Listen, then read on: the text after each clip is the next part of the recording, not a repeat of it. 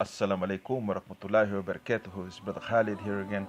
The response to the last video was overwhelming. Like, I'm actually quite surprised. Alhamdulillah.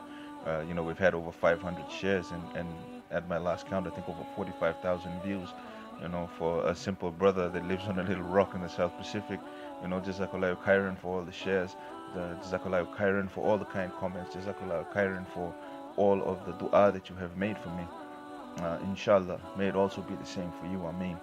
Um, what's actually happened is I've got a lot of messages from the sisters, that are asking me questions. One thing that I find that is quite upsetting to me is a lot of them have asked the question of what about the brothers that tell you to take your hijab off after the nikah? Sisters, when you have those conversations with brothers when you first meet, brothers as well, listen to me. If a woman tells you to shave off your beard, you know, don't do it.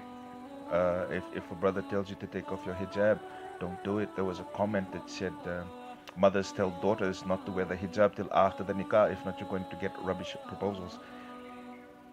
Listen, wealth is not everything in this world. Jannah is everything in this world. What deeds do you take to the grave?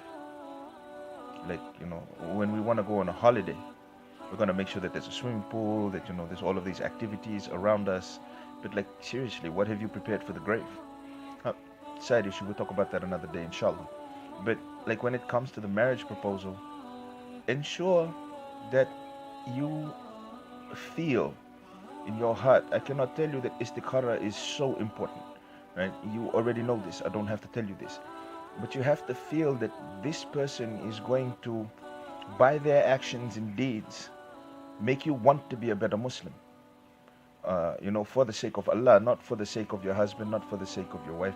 I found that women that wear the hijab for the sake of their fathers take it off after the nikah, and those that wear the hijab for the sake of the in-laws or for the sake of the husband will take it off after the husband passes away, or they get divorced. We have to live in this dunya, but we have to live amicably with each other. If you follow the sunnah, your marriage will be okay. If you're asking me where to find these brothers that have deen, that kind of deen and that kind of taqwa, sister, I don't know. In every place you'll find these people in different places. I was given dawah by the guy who put the tattoos on my body.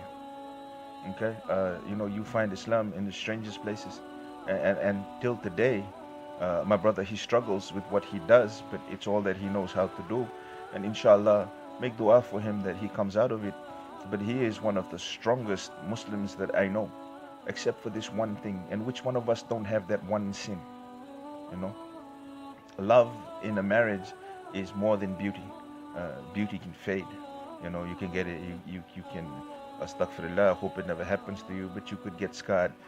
Your beauty definitely fades with age.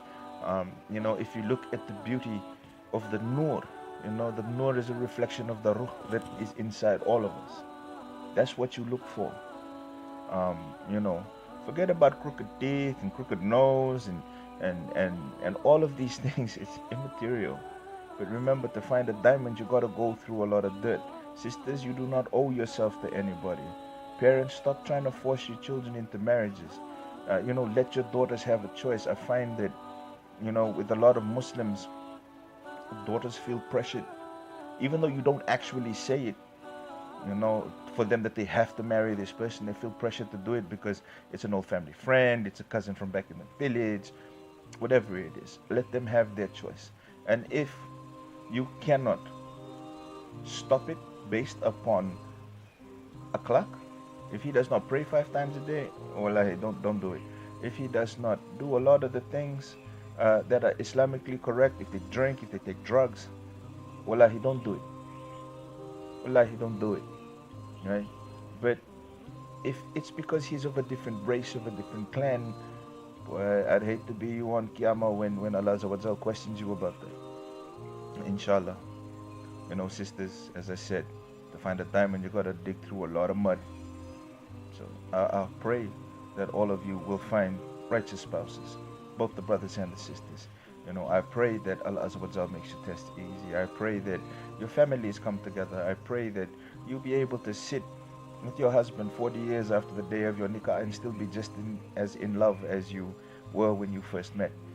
I pray that, every Muslim in this world finds somebody, because Allah Azza wa Jal has told us, He has made us in pairs. I pray that you find that pair. And pray for me, brothers and sisters, that inshallah, that I will be able to find that righteous spouse for myself. Assalamu alaikum.